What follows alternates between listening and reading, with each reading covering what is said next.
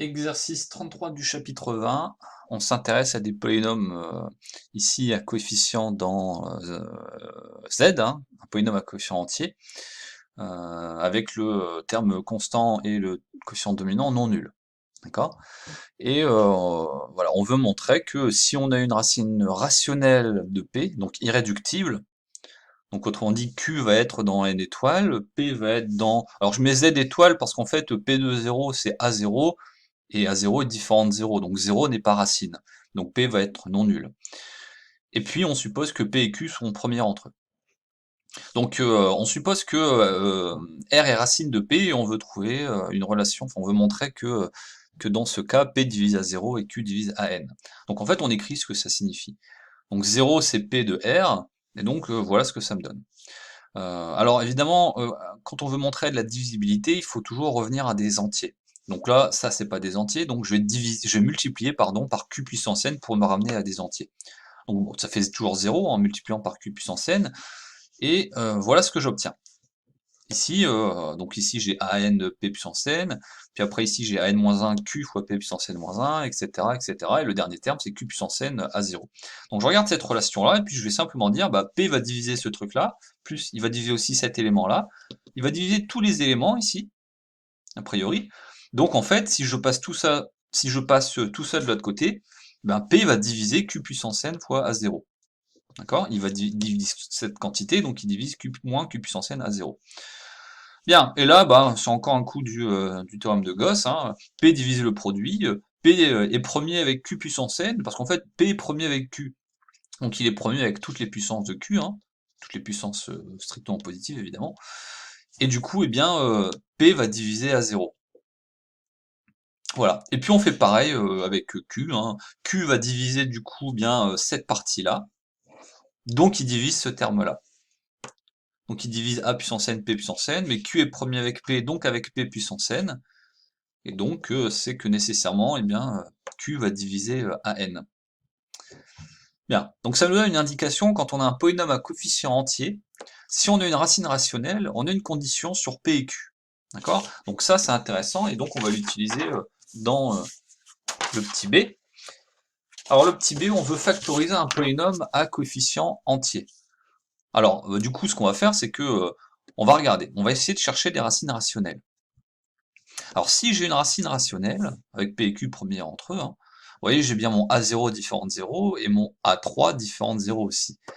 Bon, bah c'est que nécessairement P divise A0 et Q divise A3. Bon, alors l'avantage c'est que comme 5 et 2 sont premiers, bah P c'est plus ou moins 1 et plus ou moins 5, et puis Q c'est plus ou moins 1 et plus ou moins 2. Enfin Q c'est 1 ou 2, pardon, j'ai pris j'ai pris Q dans n étoiles. Donc en fait, j'ai ces possibilités-là. Alors bon, vous allez dire, il y en a 8. Oui. Alors bon, je vérifie. Là, c'est un peu fastidieux, mais je vérifie. Alors, 1 ou moins 1 ne sont pas racines. Alors 5 peut pas être racine parce que vous voyez, le 2x au cube, bon 5 au cube ça fait 125. Là ici, du coup, il y a du 250. J'arriverai jamais à récupérer 250 avec ces trois termes-là. Donc lui, il est exclu, hein. Le 1 au moins 1, il est facile à vérifier. Le 1,5 ou moins 1,5, ben, on vérifie. Bon voilà. Et en fait, on se rend compte que bon, moins 1,5 et moins 1,5 sont pas racines. En fait, moins 5 demi est racine. D'accord? En testant toutes les possibilités. Alors du coup, si moins 5 demi est racine, c'est que je peux factoriser par x plus 5 demi. Alors attention, il y a un coefficient dominant devant, donc je factorise par le coefficient dominant, j'ai du x plus 5 demi, et puis bon, bah là, en fait, par calcul, hein, je regarde, je dois avoir du x au carré pour avoir la fin du 2x au cube. Oui, mais alors du coup, ça me fait apparaître un 5 demi de x carré fois 2, c'est-à-dire un 5x carré, donc il faut que je compense, etc. Bien, j'ai cette factorisation. Alors là ici, hein, pardon, c'est pas dans Z crochet X, hein, excusez-moi, c'est dans Q crochet X ici. Hein.